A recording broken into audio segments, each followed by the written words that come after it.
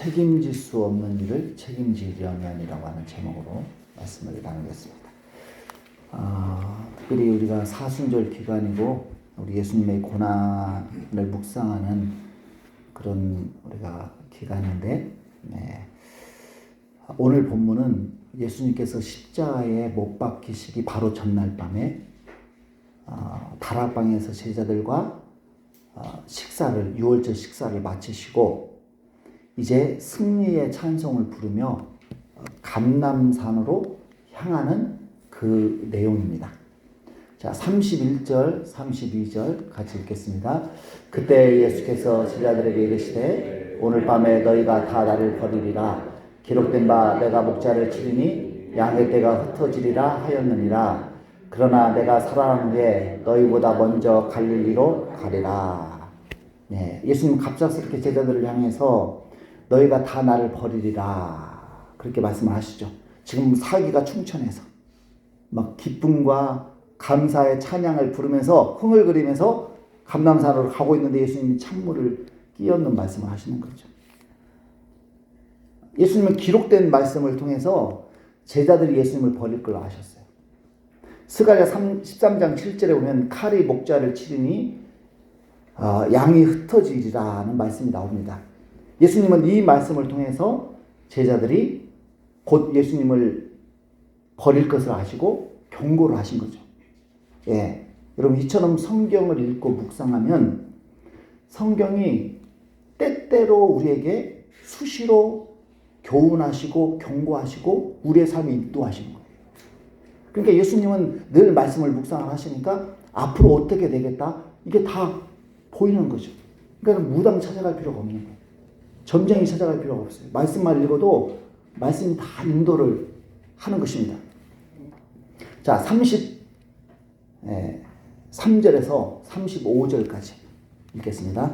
베드로가 대답하여 이르되 모두 주를 버릴지라도 나는 결코 버리지 않겠나이다. 예수께서 이르시되 내가 진실로 내게 이르노니 오늘 밤 닭 울기 전에 내가 3번 나를 부인하리라. 베드로가 이르되 내가 함께 죽을지언정 주를 부인하지 않겠나이다 하고 모든 제자도 그와 같이 말하니라. 자, 예수님이 오늘 밤에 너희가 다 나를 버리리라 그렇게 하셨을 때 옳습니다. 그렇게 인정하는 제자는 아무도 없어요. 12명 중에. 여러분, 우리가요 나의 연약함을 인정하기가 이렇게 어려워요. 당신 참 대단합니다. 잘났습니다. 그러면 바로 인정을 하고. 그런데 너희가 다 나를 버리리라 이렇게 무시하는 말 들으면요 인정하기가 싫어요.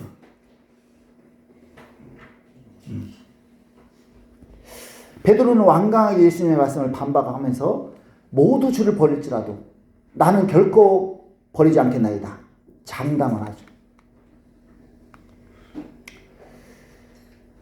저도 그 아내와 우리 아이들에게 돈 못 버는 아버지로 낙인이 찍혔어요.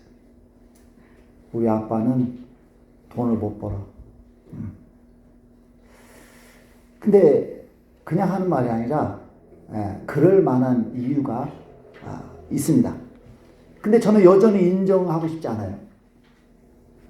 그래서 아빠가 마음만 먹으면 얼마든지 돈 많이 벌 수 있어. 지금 목회하니까 돈 못 버는 거지. 아빠가 마음만 먹으면 그까지 돈 얼마든지 벌 수 있어 하면서 장담을 해요.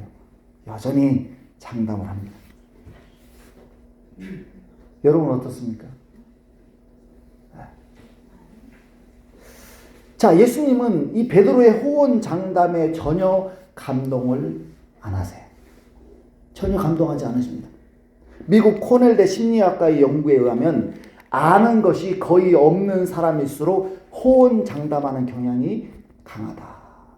그 연구 결과가 나왔어요. 아는 것이 거의 없는 사람일수록 호언 장담하는 경향이 강하다.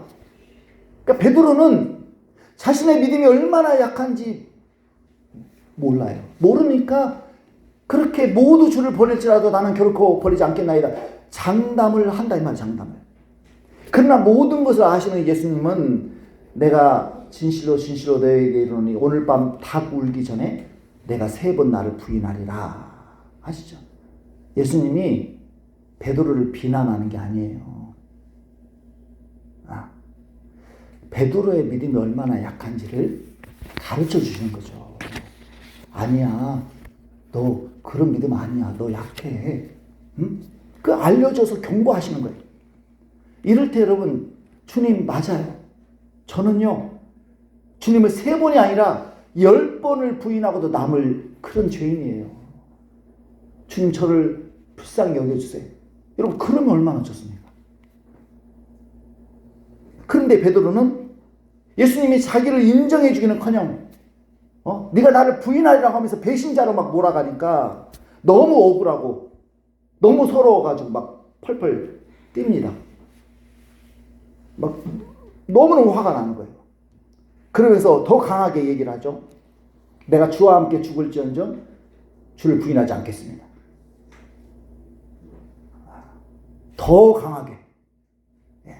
그리고 다른 제자들도 베드로와 동일하게 이런 호언장담을 하고 있어요. 결코 우리는 죽음 앞에서도 주님을 부인하지 않고 목숨을 바치겠습니다. 이런 어마어마한 그런 고백들을 하고 있죠. 여러분, 이처럼 제자들이 기록된 말씀도 무시하고 예수님의 말씀도 무시하는 것은 자기 과신돼요. 자기 과신. 말씀보다 예수님보다 누구를 더 신뢰하는 거예요? 자기를 더 신뢰하는 거예요. 말씀이 너희가 예수님을 버릴 거야. 예수님이 너희가 나를 부인할 거야 라고 얘기를 해도 자기를 더 믿는 거예요. 자기를. 여러분, 실패의 이유가 여기에 있는 거예요. 어리석은 사람은 자기를 과신하고 자기를 맹신합니다. 그럼 자기가 얼마나 약한지를 몰라요. 그래서 자기를 과신하기 때문에 내가 사업을 하면 대박 난다고 생각해요. 요즘 여러분 요즘 유행하는 사탕에다가 설탕, 탕후루. 지금 막 탕후루가 막 우리 집 가는데도 막 여기저기 생겼어요. 근데 저는 그거 이렇게 공사하는 거 보면서 여기다 하면 될까? 안 될 것 같은데. 3개월을 못 버티더라고요. 벌써 문 닫았어요. 근데 여러분, 왜 그걸 하는 겁니까? 자기는 된다고 믿는 거예요. 안 된다고 믿으면서 거기다 사업하겠습니까? 분명히 될 거라고 하는 그런 기대, 그런 희망을 가지고 하는 거 아니겠어요? 그게 왜? 뭘 믿는 겁니까, 지금? 뭘 믿는 거예요? 자기를 믿는 거예요, 지금. 뭔가 이렇게, 상황과 환경과 돌아가는 것을 이렇게 보고 계산하고 이렇게 해야 되는데, 자기만 믿는 거예요. 나는 된다고 생각을 하니까 될 거야. 이렇게 하는 거지, 이렇게. 내가 자식 키우면 서울도 보낼 것 같아요. 내가 결혼하면 나는 부모처럼 안 살 거야. 내가 결혼하면 나는 행복하게 살 자신이 있어. 해보세요. 내가 결혼하면 시어머니도 잘 모실 것 같아. 그러나 막상 현실이 닥치면 우리 자신이 얼마나 나약한지를 깨닫게 되는 거예요.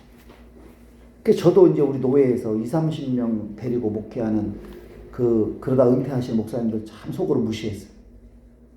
얼마나 목회를 못하면 저렇게 20-30명 데리고 30년, 40년 하다가 은퇴를 하실까. 그렇게 정죄를 했는데 제가 개척을 하고 보니까 참 나도 부족한 사람이구나.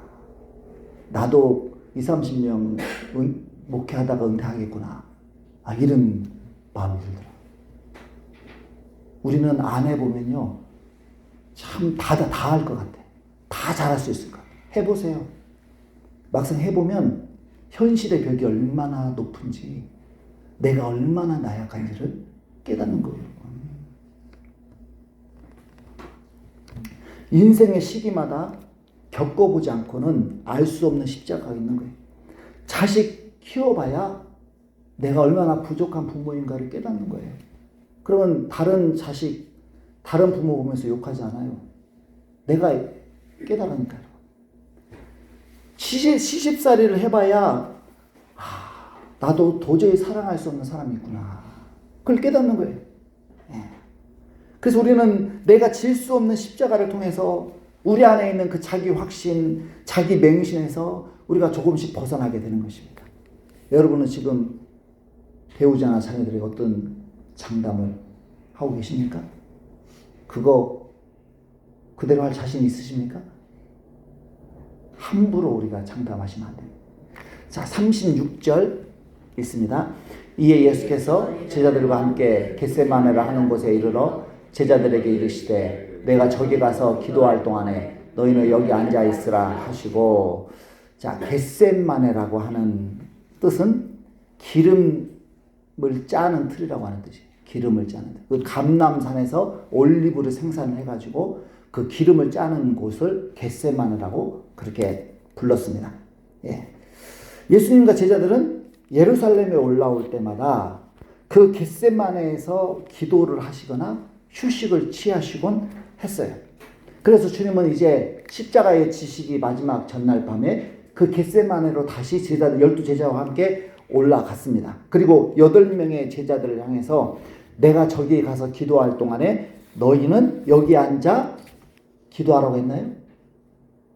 뭐 하라고 했어요? 여기 앉아 있으라고 했죠. 아니 왜 기도하라고 하지 않으시고 여기 앉아서 쉬라고 합니까? 12명 중에 이 9명의 제자들은 기도 부탁도 할 수 없을 만큼 신앙적으로 어렸어요. 그들은 지난 3년 동안 예수님으로부터 철저한 제자 훈련을 받았음에도 불구하고 예수님께서 내가 기도 좀 부탁한다라고 말할 수 없을 만큼 그들의 신앙은 어린아이 수준이었습니다. 근데 그런 어린아이 신앙이 예수님께 우리는 목숨 바쳐서 주님을 부인하지 않고 목숨을 바치겠다는 말을 하는 거예요. 지금 예수님은 기도 부탁도 못하는 그런 신앙 수준을 가지고 있는데 본인들은 우리는 목숨을 바치겠습니다. 이런 고백을 하고 있으니 예수님 마음이 얼마나 답답하겠습니까? 그러니까 우리가 너무너무 우리 자신을 몰라요. 우리 자신을 모릅니다.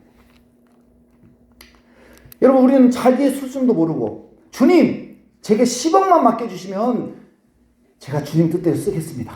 주님 제게 10억만 주세요. 제가 몇 억은 건축 원금하고 몇 억은 뭐 하고 주님 제가 멋지게 한번 써보겠습니다. 제게 제발 물질의 복을 주세요 라고 기도를 하는. 그러나 실상은 여러분 몇만 원도 주님 뜻대로 못 쓰잖아요. 몇만 원도 주님 뜻대로 못 쓰잖아요. 그렇죠? 근데 어떻게 10억을 주님 뜻대로 씁니까? 그러니까 지금 자기도 모르는 그런 기도를 하는 거예요. 자기 수준이 어떻다라는 것을 모르고 기도를 하는 거예요, 여러분. 그러니까 저도 신학생 때 여러분 하나님 제게 10,000명의 성도를 달라고 기도했어요.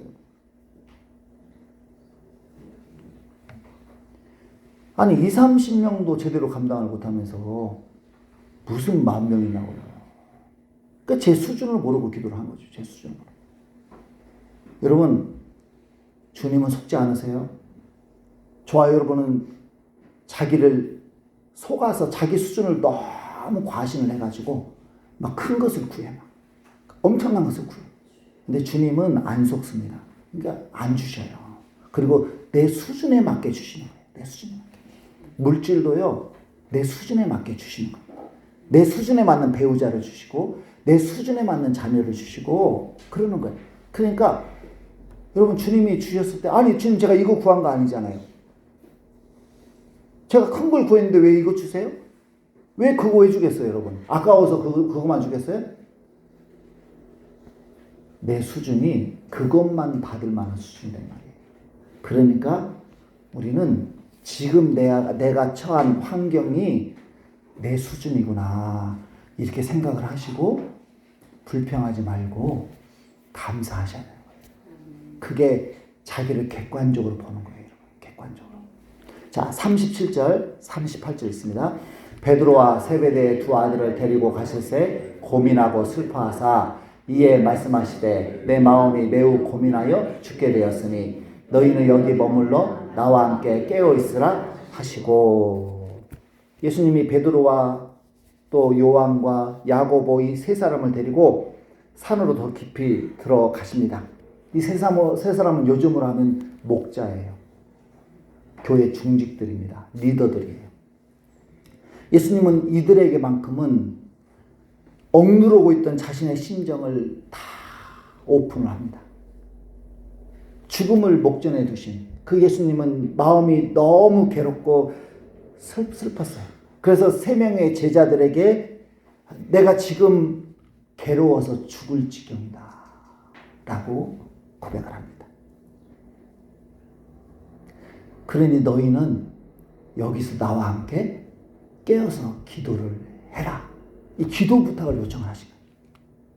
자, 이 세 명은 참 예수님이 수준을 다른 9명보다 높게 보신 거죠.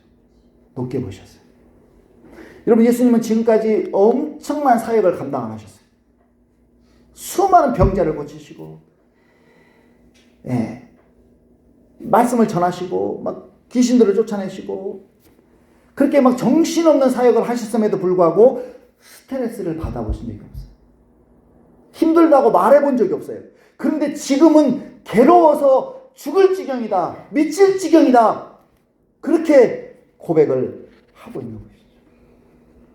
여러분, 십자가가 우리 예수님께도 어마어마하게 무거운 짐이었다는 거죠.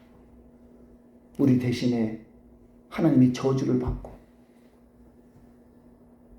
그 죽는다라고 하는 것이 여러분 예수님께도 만만한 게 아니에요. 미치도록 괴롭고 고통스럽고 무거운 짐이었습니다. 여러분에게도 그런 짐이 있습니까? 괴로워서 힘들어서 미치겠다, 죽고 싶다. 여러분 그런 무거운 짐이 있습니까? 그럴 때 우리 어떻게 해야 될까? 그 짐 그냥 내팽개치고 도망쳐야 될까요? 아니면 목숨을 끊어야 될까요?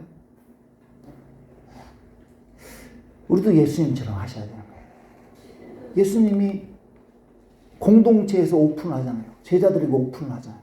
그러니까 여러분도 혼자서 끙끙 앓지 말고 힘든 마음을 교회에 오셔가지고 우리 공동체에 오픈을 하세요. 이렇게 우리가 마음을 이렇게 얘기만 해도 풀리는 게 있습니다. 풀리는 게 있어요. 그리고 이걸 들으신 분들은 제발 좀 이거를 막 남에게 막 험담하듯이 그렇게 퍼뜨리지 마세요. 네. 그래야 좀 나누죠. 그렇죠? 그리고 기도 부탁을 하셔야 돼요. 예수님도 기도 부탁하잖아요. 하나님의 아들도 기도 부탁하잖아요. 내가 뭔데? 여러분, 하나님의 아들도 기도 부탁을 하는데 내가 뭔데? 내가 뭐가 대단한데 기도 부탁 안 합니까? 그렇잖아요. 네.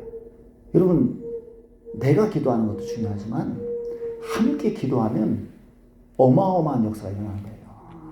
그래서 우리가 그런 얘기 하잖아요. 말 한 마리가 끄는 무게가, 짐을 끄는 무게가 4톤인가? 이렇게 한다잖아요. 근데 2마리 말이 끌면요, 23톤인가를 끈다잖아요.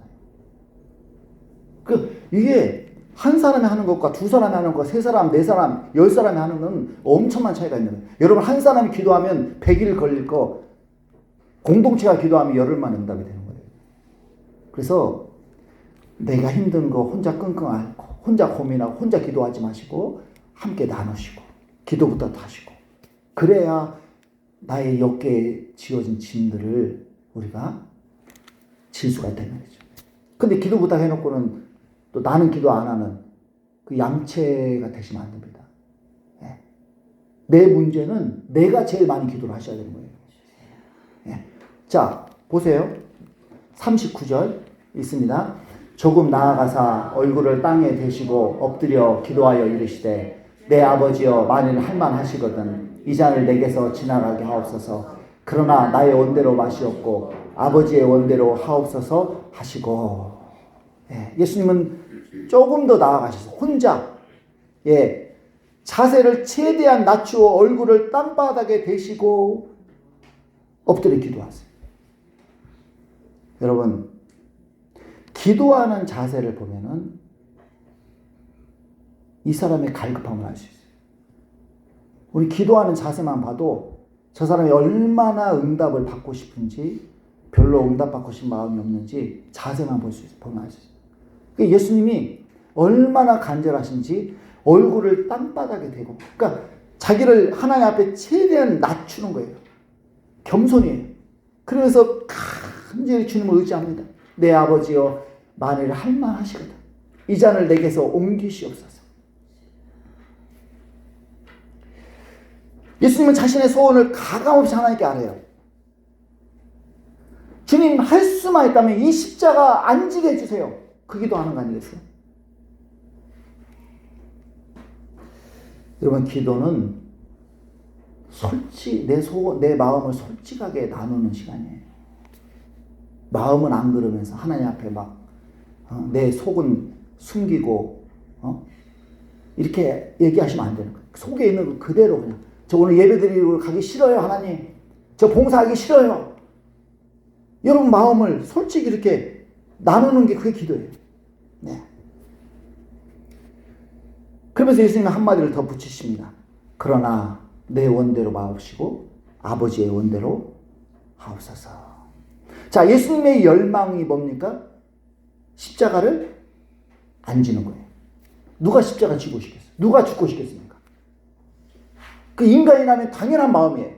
예수님은 십자가를 지고 싶지 않아요. 그 열망이 컸어요. 그러나 이보다 더 큰 주님의 열망은 하나님의 뜻을 이루어드리고 싶은 거예요. 그 어린아이는 보면 부모에게 무조건 달라고 고집을 부리죠. 소용없어요. 부모 형편이 어떻든 상관없이 그냥 무조건 자기 뜻을 관철시키기 위해서 고집을 부리는데, 좀 나이가 먹고 철이 들면 내 뜻을 이루는 것도 좋지만 우리 부모님의 뜻을 받들려는 열망이 더 커집니다. 그래서 부모에게 엄마 아빠 나 이번에 이렇게 해줬으면 좋겠어요 라고 얘기를 해놓고 뭐라고 한마디를 붙이냐면 힘들면 놔둬, 힘들면 놔둬, 이 한마디를 붙여요. 그게 무슨 뜻입니까? 내 뜻을 이루고 싶은 열망이 내 속에 있지만 저는 그렇지만 부모님의 뜻대로 하고 싶은 열망이 더 큽니다. 이런 고백 아니겠어요? 여러분, 우리의 믿음이 성장한다는 건 뭘까요? 막 기도 세게 해가지고 내 뜻을 관철시키는 게 그게 믿음이 큰 겁니까? 아니죠. 하나님 뜻대로 하고 싶은 열망이 내 속에서 점점 커지는 거, 이게 바로 믿음이 성장한다는 뜻이에요. 여러분의 기도는 어떻습니까? 나의 원대로 마옵시고 아버지의 원대로 하옵소서라고 하는 이 말씀을 붙이고 기도를 하십니까? 자, 예수님께서 간절히 기도하고 제자들에게 돌아오셨을 때 세 명의 제자는 뭐 하고 있습니까? 자고 있어요. 우리 마태복음 26장 40절, 41절 같이 있습니다. 제자들에게 오사 그 자는 것을 보시고 베드로에게 말씀하시되 너희가 나와 함께 한 시간도 이렇게 깨어 있을 수 없더냐? 시험에 들지 않게 깨어 기도하라. 마음에는 원이로되 육신이 약하도다 하시고. 주와 함께 죽을지언정 주를 부인하지 않겠다고 호언장담하던 베드로는 단 한 시간도 깨어서 기도를 못해요. 아니, 죽을 준비가 되어 있는 사람이 어떻게 깨어 있을 준비가 안 되어 있습니까? 그러잖아요. 호랑이와 싸울 준비가 되어 있는 사람이 고양이 앞에서 도망가는 꼴이잖아요. 그렇죠? 그러니까 우리는 참 믿음 좋은 척 말을 하는데 현실에 딱 닥치면요, 안 해요. 저도 그래요. 그러니까 자기도 속고 남도 속이는 거죠. 왜 입으로는 순교까지도 각오했다고 하면서 행동으로는 1시간도 깨어있을 수 없었을까요? 근데 예수님은 이들의 그런 모습을 보시고 야, 위선자야 라고 정죄하지 않으세요. 마음에는 원이로되 육신이 약하구나. 이해를 하세요. 이해를 여러분. 우리가 다른 사람들 함부로 정죄하시면 안 돼요. 함부로 정죄하시면 안 돼요. 이해를 하셔야 돼요. 이해를. 자, 마음에는 원이로되 무슨 뜻입니까? 진짜 베드로와 제자들의 마음은 예수님과 함께 죽을 마음이 있었다 이 말이에요. 형식적으로 하는 말이 아니라 진짜 그들의 고백은 진지했어요. 진심이었어요. 그렇지만 육신이 약하도다. 너무 피곤해.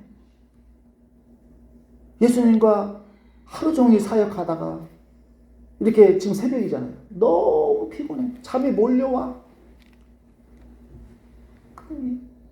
그 이겨낼 힘이 없는 거예요. 육신이 약해서. 그럼 우리 신앙을 가장 방해하는 적이 뭡니까? 육신이에요. 이 육신. 육신이 안 따라줘. 육신이 안 따라. 예수님은 자고 있는 제자들을 깨우시면서 시험에 들지 않게 깨어 기도하라 말씀하시죠. 여러분, 기도해야 될 중요한 이유가 나오죠. 기도하지 않으면 시험에 들어요. 이 시험 드시는 분들을 보면 기도를 안 하세요. 기도를. 자, 기도하지 않으면 어떻게 된다고요? 시험에 든다. 그래서 우리 기도를 하셔야 돼요. 근데 여러분 무슨 시험에 들까요? 자, 시험에 든다고 그랬잖아요. 무슨 시험에 들까요? 책임을 다하지 못하는 시험에 드는 거예요. 책임을 다하지 못하는 시험. 책임을 피해서 도망가는 시험에 드는 것입니다.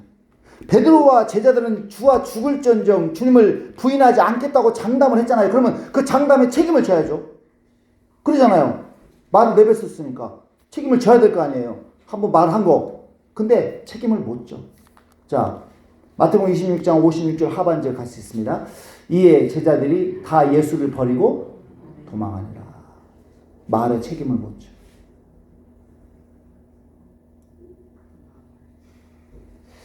여러분, 다 도망가 버렸어요. 기도하지 않으면 누구나 책임을 감당하지 못하는 시험에 드는 거예요. 우리에겐 책임을 감당할 능력이 없다 이 말입니다, 여러분. 그래서 저와 여러분이 그 짐이 무거워가지고 나의 책임이 무거워서 그 책임을 팽개치고 도망치고 싶을 때 뭐 하셔야 돼요? 기도하셔야 돼요. 기도하셔야 돼요. 아버지로서 가정을 책임져야 될 생계의 짐이 무거울 때 기도하셔야 되는 거예요. 어머니로서 자녀 양육의 책임이 무거울 때 기도하셔야 돼요. 교회 직분자로서 내게 맡겨진 사명 너무너무 감당하기 버거울 때 기도하셔야 돼요. 기도할 때 주님이 은혜를 주실 줄 믿습니다. 근데 기도하지 않고 자기를 과신하면서 내가 할 수 있어, 내가 해볼 거야 하면서 자기 힘으로 하는 사람들은 현실의 벽 앞에 나가 떨어져요. 자기가 고백한 대로 못하는 거예요. 그게 시험에 든다는 말이죠. 그러나 예수님은 그 십자가라고 하는 무거운 짐 앞에 시험에 안 들어요. 그 십자가를 내팽개치고 도망치지 않고 끝까지 십자가를 지는 책임을 완수를 하시죠. 그 이유가 뭐예요? 하나님의 아들이기 때문에? 아니죠. 뭐 했기 때문에? 기도했기 때문에. 기도했잖아요. 예. 자, 42절에서 44절까지 자, 몇 번 기도하는지 한번 찾아보시면서 읽어보세요. 42절에 44절 있습니다. 다시 두 번째 나아가 기도하여 이르시되 내 아버지여, 만일 내가 마시지 않고는 이 잔이 내게서 지나갈 수 없거든 아버지의 원대로 되기를 원하나이다 하시고 다시 오사 보신즉 그들이 자니 이는 그들의 눈이 피곤함 밀러라. 또 그들을 두시고 나아가 세 번째 같은 말씀으로 기도하신 후, 자, 몇 번 기도하셔요? 세 번 기도하셔요. 세 번.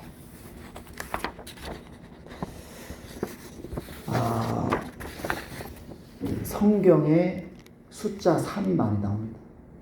3. 자, 이 3은 여러 의미가 있어요. 첫 번째는 완전수예요. 우리 삼위일체 할 때 3이지 않습니까? 그러니까 3은 완전수예요. 자, 예수님이 기도를 3번 했다라고 하는 것은 에게 3번밖에 안 했네. 그게 아니라 완전수라고 그랬잖아요. 응답 받을 때까지 기도했다는 거예요. 응답 받을 때까지. 그러니까 저와 여러분도 책임을 감당할 능력을 받을 때까지 기도를 하셔야지. 예, 기도하다가 중단하면 안 되는 거예요. 또 숫자 3은 확정의 의미가 있어요. 무슨 의미가 있다고요?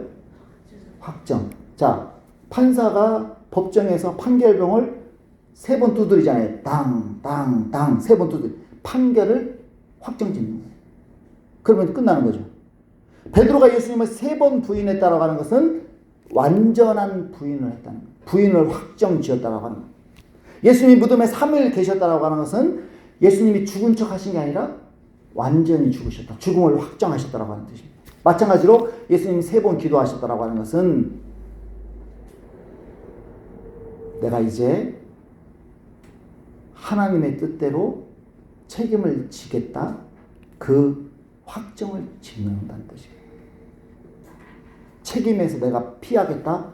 내가 책임을 못 지고 도망가겠다는 것이 아니라 내가 이 책임을 완수하겠다. 이런 마음의 결단을 했다라고 하는 뜻입니다. 예수님이 첫 번째 기도하셨을 때는 십자가를 져야 되나 말아야 되나 마음의 갈피를 못 잡았어요. 두 마음이 싸웠어요. 그래서 이 잔을 내게서 옮기시옵소서를 하면서 동시에 아버지의 원대로 하옵소서라고 또 기도를 하지 않습니까? 갈피를 못 잡고 막 이랬다 저랬다 기도가 막 오락가락하고 고민하지 않습니까? 그런데 두 번째 기도하실 때는 점차 십자가를 지는 쪽으로 마음이 움직이시죠. 그리고 세 번째 기도하실 때는 십자가를 지기로 완전히 마음을 굳히십니다. 여러분 왜 기도해야 돼요? 여러분 우리의 기도는 어떤 기도죠? 책임을 회피하는 기도를 우리는 많이 해요.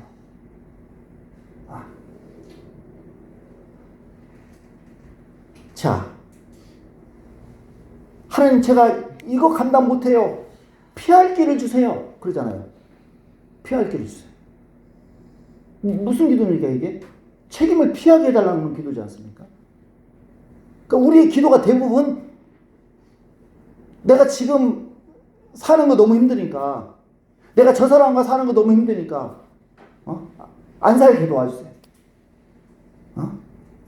내 저 자식들 방황하는 거 너무 힘드니까 저 방황 좀 그치게 해주세요. 그게 뭘 말하냐면 내가 지금 힘드니까 그거 내려놓고 싶다는 뜻이에요. 기도가. 책임을 피하려는 기도. 여러분 그거 하라고 우리에게 기도를 주신 게 아니다 말이에요. 하나님이 우리에게 기도를 주신 이유는 뭐냐? 그 기도를 통해서 그 지기 싫은 그 책임을 감당하게 해달라고 그걸 위해서 기도를 주신 거예요. 물론 우리도 처음에는 막 그런 기도 할 수 있어요. 그러나 기도가 늘어나고 길어질수록 이제 기도하던 마음이 바뀐단 말이에요. 책임을 회피하고 싶은 마음에서 책임을 감당하는 쪽으로 마음이 바뀌고 두려운 마음이 담대한 마음으로 바뀌고 그래서 정말 이제 기도를 제대로 하시면요. 내가 이거 질 수 있겠다. 할 수 있겠다. 해보자. 이렇게 되는 거예요. 근데 적당히 기도하고 중간에 기도를 적당히 하시는 분들은 이게 안 돼. 자, 45절, 46절 읽겠습니다. 이에 제자들에게 오사 이르시되 이제는 자고 쉬라. 보라 때가 가까이 왔으니 인자가 죄인의 손에 팔리느니라. 일어나라 함께 가자. 보라 나를 파는 자가 가까이 왔느니라. 세 번의 기도를 마치시고 제자들에게 오셔서 이제는 자고 쉬라고 하시는데 번역이 조금 이상해요. 아직도 자고 있느냐 쉬고 있느냐 이렇게 번역하는 것이 그 앞뒤 문맥과 잘 어울립니다. 그래서 공동 번역이라든지 다른 번역서에서는 또 이렇게 번역을 했어요. 아직도 자고 있느냐 쉬고 있느냐. 예수님은 십자가를 칠 때가 가까이 왔고 인자가 죄인의 손에 팔린다고 하시면서 제자들을 깨워서 일어나라 함께 가자라고 하셔요. 여기 어디에 이제 책임을 피하고 싶은 그런 모습이 전혀 보이질 않잖아요. 그렇죠? 예. 세 번의 기도를 통해서 예수님은 십자가를 칠 수 있는 그 담대함과 평안과 능력을 받으셨어요.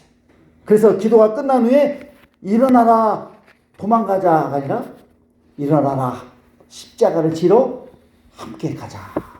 얼마나 전라도 말로 멋져버려. 예. 그 기도 전에 그 괴로워서 죽을 지경 그런 고민과 슬픔은 온데가 없어요. 온데간데 없습니다. 예, 온데간데 없어요. 여러분 기도하는 자만이 책임을 감당할 수 있는 내 인생의 주체가 될 수 있는 거예요. 주체가. 비록 한 시간도 깨어 기도하지 못하는 연약하고 부족한 제자들이지만 주님은 포기하지 않으시잖아요. 그러니까 여러분, 저와 여러분도 포기하지 않았어요. 주님은 저와 여러분을 끝까지 함께 데리고 가세요. 끝까지 함께 데리고 가시죠. 예. 여러분 기도하는 한 사람이 주저앉아 있는 10사람을 깨워서 일어나라 함께 가자라고 말하시는 거예요. 내 책임도 감당하고 책임을 못 지겠다고 주저앉은 사람들까지도 일으켜서 우리 함께 갑시다. 함께 전도합시다. 함께 기도합시다. 함께 예배 드립시다. 이런 사람이 되는 거예요. 그러니까 기도하셔야 돼요. 기도하셔야 돼요. 오늘 많은 성도들이 책임을 다하지 못하는 시험에 들어있어요. 자녀들을 책임 못 지겠다고 팽개치고 부모를 모시지 못하겠다고 팽개치고 배우자와 못 살겠다고 팽개치고 예수님이 맡기신 사명 감당 못하겠다고 팽개치고. 여러분 교회 다니는 게 힘들어서 쉬고 싶습니까? 봉사가 힘들어서 내려놓고 싶습니까? 그 마귀에게 속는 거예요. 하나님이 내게 맡기신 책임이고 사명인 거예요. 부모의 역할 하시는 거, 배우자의 역할 하시는 거, 또 직장에서의 역할, 또 교회에서의 나의 역할은 주님이 내게 지우신 맡긴 임무입니다. 그래서 그걸 감당을 하셔야 돼요. 그 감당 안 하고 도망치잖아요. 그럼 편할 것 같은데 더 큰 짐을 져야 돼요. 그러니까 나무 십자가 내려놓으면 무슨 십자가 진다고요?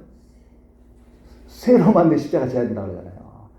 그러니까 지금 그나마 지고 있는 십자가가 편하지 그거 내려놓으면 더 큰 십자가 기다리고 있으니까 힘들어도 그거 지시되 나 혼자는 안 되니까 기도를 하세요. 그 저도 새벽마다 밤마다 기도를 하니까 참 주님이 은혜를 주셔요. 예, 저는 막 무기력에 시달리고 의기소침에 막 시달려서 은퇴하고 싶다. 이게 제 겉으로 표현 안 했지만 속에서 날마다 그 은퇴하고 싶다. 빨리 목회에 은퇴하고 싶다. 이게 제 소원이었다니까요. 근데 기도하고 금식하고 하니까 주님이 막 그런 걸 다 사라지게 만드시고 제 안에서 열정이 올라오게 하시고 사명을 감당할 수 있다라고 하는 힘이 올라온다는 말이죠. 여러분도 내려놓고 싶을 때, 포기하고 싶을 때 주님께 기도하시는 저와 여러분 되시기를 축복합니다.